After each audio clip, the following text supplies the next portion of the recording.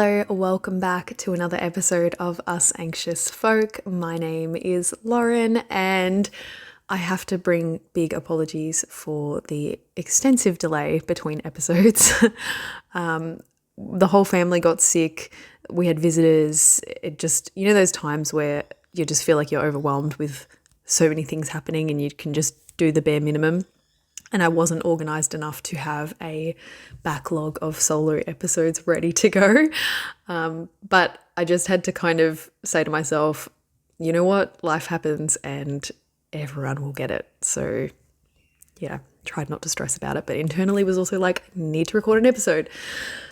But here I am back. And in today's episode, I'm talking about something that is very important to me. And I wish when I talked about it that I could convey how important it is to me and how pivotal it's been to my learning to soften to anxiety.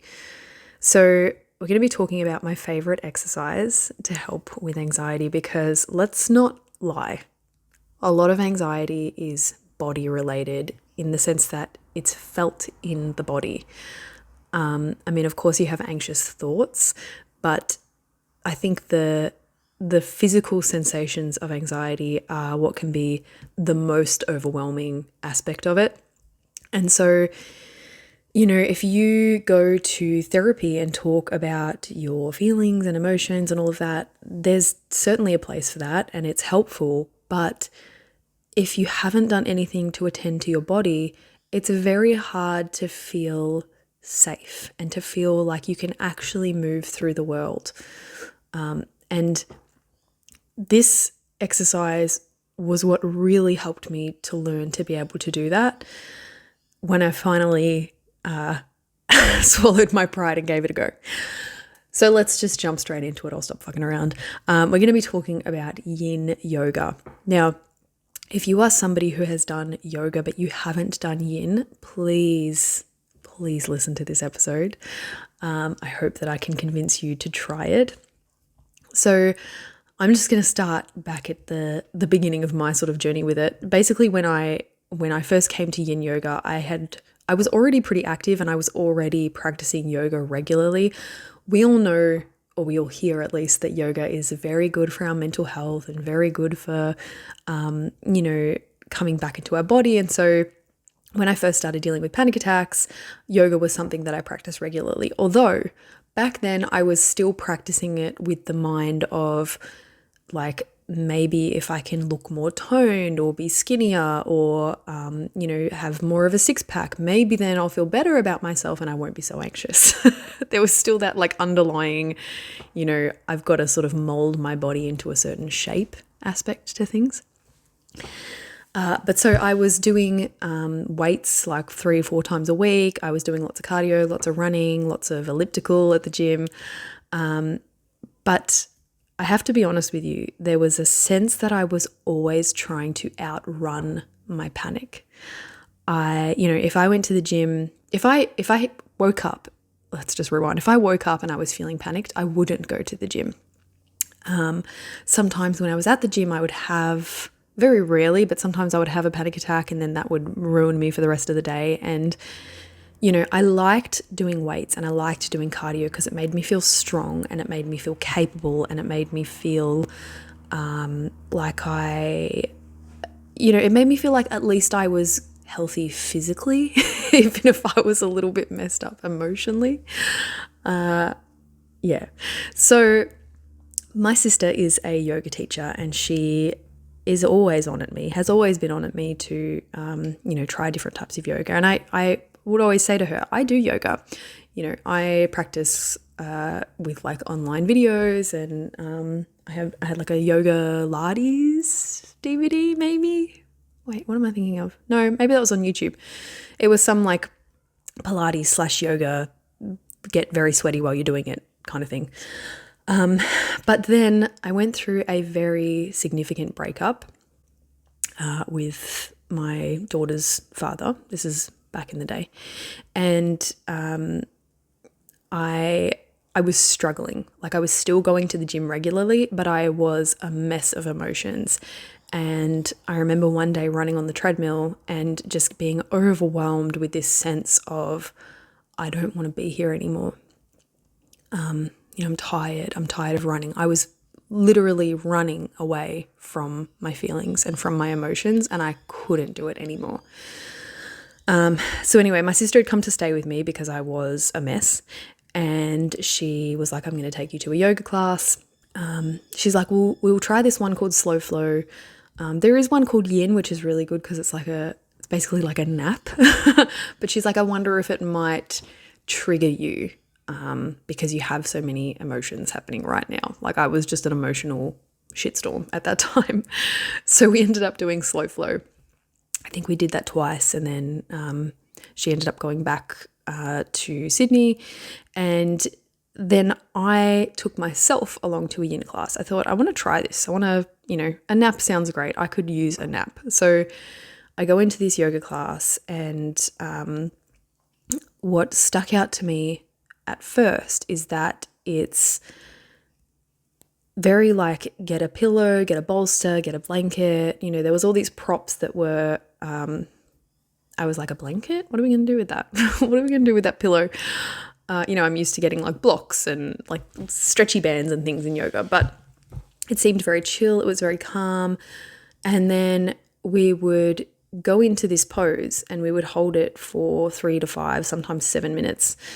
And what stuck out at me the most was that there was only, say, like 5 poses in the whole class. Whereas if you're used to going to a bit of a faster yoga session, there's lots of poses. Yin, there's barely any, but you hold them for a long period of time, which kind of sounds a little bit tricky. But the thing with yin, like with all yoga, is that you can take it at your own pace. And so there's always modifications. Obviously, if there's, a pose that you can't get into, you just modify it to suit where you are at that time. And, sometimes I'm quite stretchy, sometimes I'm not stretchy, depending what's happening in my life. So it's not like if you're better at yoga, you're going to be better at each pose. It's all about where you are that day, what's happening with your body physically, all that kind of thing. So it's great for beginners. Am I advertising this too much? I promise I'm not a yin yoga teacher. I love it. So you'd hold these poses, and what happened is the emotions that I had sort of been holding at bay definitely came up, but they came up in a way that I was able to kind of create a metaphor for them, because the thing with yin is you're holding this pose and you're thinking like, oh my God, how long is this going to take? When are we going to get out of this pose? I'm starting to feel uncomfortable. You obviously never want it to hurt, but a little level of discomfort is good.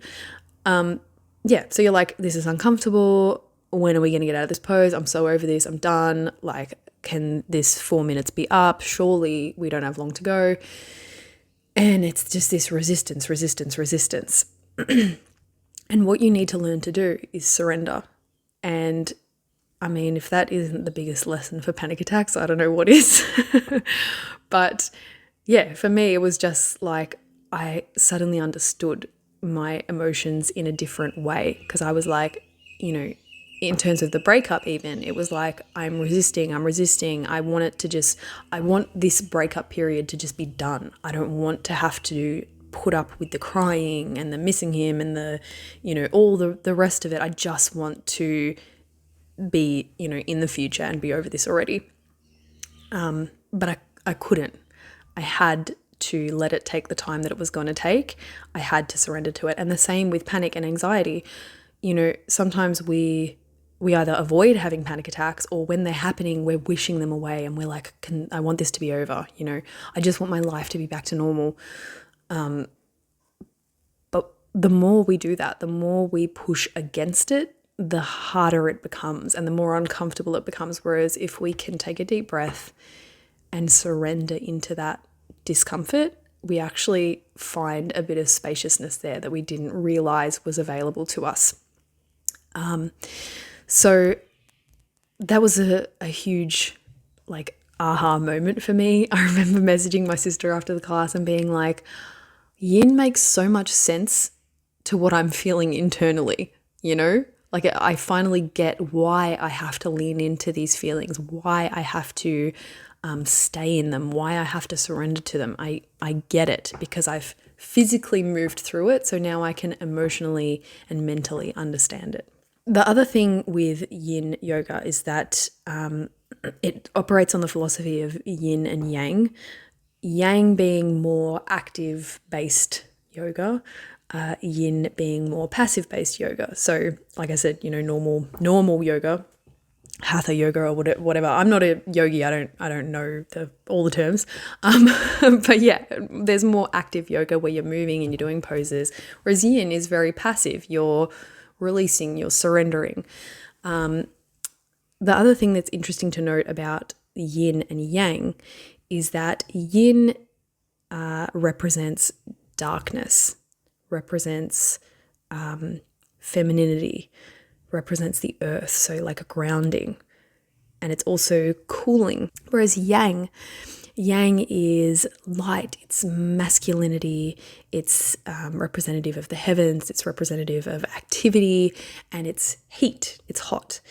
And for me, so much of panic was hot, it was this, I always felt like my body was on fire. You guys have probably heard me say that many times if you watched any of my videos, always explaining that having a panic attack or having panic disorder feels like the back of your neck is on fire. And you have to walk around trying to pretend that it's not. But that's what yang is to me, which has its place. Thinking about, doing weight training, yang has its place. I like feeling a bit more masculine, a bit more active, a bit more strong and capable. The things that I didn't want to accept about myself was that darkness, that femininity. I didn't want to have that because I thought that it meant that I was too sensitive, too emotional, too vulnerable.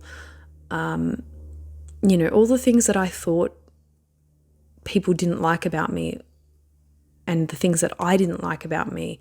And so there was that whole resistance to going there, especially when it comes to the darkness inside us.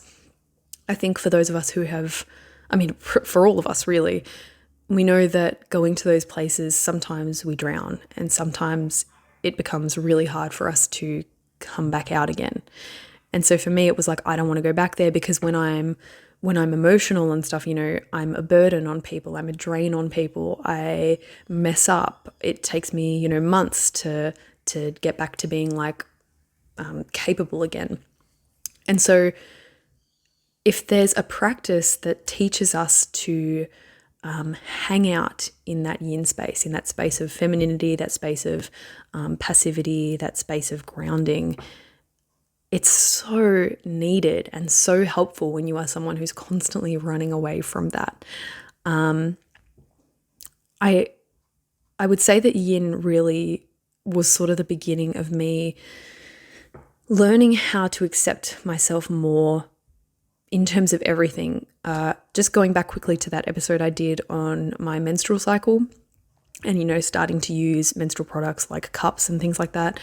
That all happened around the same time as I started Yin Yoga because I was more curious about my body. I was more curious about the feminine aspects of me.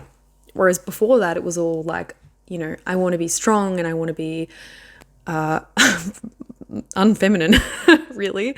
I wanted obviously I wanted to be feminine, but I didn't want all the the extra that I thought that entailed. I didn't want the things that I perceived to be like the bad side of being feminine, like trying to hide periods and trying to just sort of morph myself into a perfect version of female rather than what's really there. So there's that. But what yin really does, which I think is so helpful, besides balancing the nervous system, which, need I say more? That's one of the huge bonuses. But yin holding these long poses gets into our connective tissue, gets into our fascia. If you've not heard of fascia before, I'm going to do a longer episode on that, but I'm going to need to do some research first because I want to present it accurately and I'm not super sciencey, so I'm going to have to work on that one. But fascia is basically our sort of like webbing within our body. It's a network that runs through our whole body. And it is very pivotal to the nervous system, but it's also somewhere where we store so much sensory information. Fascia is responsible for sending all this sensory information back up to the brain and being in constant communication. And so if you think of being someone who has dealt with panic attacks for a long time, has dealt with anxiety and avoidance for a long time, there's that state of contraction that your fascia is going to remember. You know, if you're always tensing against your anxiety, if you're always trying to run away from your panic attacks, your body is going to remember that state. Your fascia is going to remember that state. And that's going to be the constant messages that are getting passed around your body. And what happens then is that you start to feel like this is you. And in a sense, it is largely in that time when you are constantly contracting. You are someone who's constantly contracting, but that's not how it has to be. You can start to wow, I just mind blanked on what the opposite to contract is. Expand, unfurl, unfold, I don't know. Ooh, baby brain. Yeah, you can learn to soften in your body rather than constantly being tense and tight. And then your body remembers that state as well. So it's very much the physical state that you practice the most is the one that your body is going to remember the most.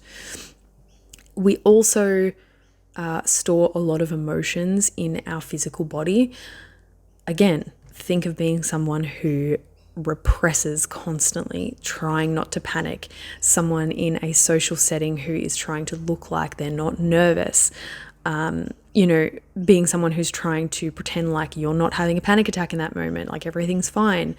Where are you pushing those emotions away to? You know, if they're not showing on your face, even though there's maybe like a little tiny drip of sweat that's coming down, that's all that shows that you are stressed in that moment. For me, I think my voice changes a little bit because Anthony and Lila know as well now. They can tell when I'm panicking. But where are you putting that tension, that emotion, that holding in? Where is that going when you're trying not to be seen as someone who's panicking? It's going in your body, right? It's going in your muscles, your bones, your gripping your hands tight, gripping your stomach tight. Like there's so much of your body that is just like, so tense. You're holding all of that in, and your body is the vessel that's holding that. And if you don't work to release that, it's just going to stay there, stagnant. And you feel heavy. You feel, you literally feel like you wake up with like a cement block on your chest already. And then you think, oh my God, it's happening again. But what that actually is just, it's this physical tension that you haven't let go. And actually, I remember reading something by Deepak Chopra. I don't know how to say that. Oh God. And he said that it's very common for panic attacks to happen in the middle of the night because that's when we are at our rested state. That's when we're finally not holding everything inside. And so the body's like, yes, like let's try and release this now. And you wake up in a panic and think, oh my God, what's happening? Oh my God. That's just your body trying to release all this shit that you've been holding in so tight during the day, which made a lot of sense to me. But yeah, if there is a practice that you can do that will help you to finally release all that stored tension in a safe way, why would you not want to do that? As an added bonus, it is good for strength, mobility, flexibility. It's good for, just finding that spaciousness in your body, finding that sense of cooling in your body, hanging out with those sticky feelings. And it's extremely relaxing. And it just, honestly, I've never come out of a yin class and gone, I wish I didn't go to that. I've always come out of a yin class with my brain alive with, ideas and inspiration, because I've made space. It sounds like maybe woo-woo to some people, but genuinely, if you have found a way to release all those emotions and tension that you're holding inside, it goes without saying that there's going to be some extra space in not just your physical body, but in your emotional body, in your mind. And you can finally access a part of you that isn't just completely focused on your anxiety and trying to hold everything in. Instead, you access a part of you that is willing to surrender, willing to open, willing to explore. And that is just huge. So I hope that I have convinced you to try Yin Yoga if it's not something that you've tried before. One of the worries that I had, which I'm just going to float because I'm sure other people are thinking it as well. One of the worries that I had in terms of going to a class for Yin Yoga, and I really do think a class setting is the best way to practice Yin Yoga. I was worried when I first went into the class that I thought, what if I have a panic attack and I need to leave? Like, I wanted to be close to the door so that I could just run out if I needed to. But I'm like, the worst thing for someone who has panic disorder is for people to know that you're panicking. And so I didn't even want to run out of the classroom if I needed to, because I'm like, then everyone will know and it'll just be a big thing. And like, there was a lot of resistance to it in that sense. First of all, I want you to know that any yoga teacher you can talk to and say, look, I deal with panic attacks, I deal with anxiety. They will be very understanding. They will probably place you near the door so that you can leave if you need to. For me, that honestly just didn't happen. And I think even if it did, I think the fact that, for a lot of Yin Yoga, you're on the floor and you're, because it's so slow and because it's so passive, I think even if panic comes up, it feels like you have a safe space to witness it, a safe space to sort of be with your panic and observe it. And it's a very good place, I think, to practice that sense of softening, that sense of witnessing, that sense of leaning into your panic rather than trying to run away from it. But yeah, always, if you are worried, speak to your yoga teacher and tell them, I've never done this before. I get panic attacks. I'm a bit nervous. And they will definitely help you through that. That's what they're there for. Please, if you do give Yin Yoga a try, I would love to know how you go. I think that, so much of anxiety treatment is based away from the body. And I think we need to start learning how to come back to that, because the body's the gatekeeper, right? The body is where we have to exist.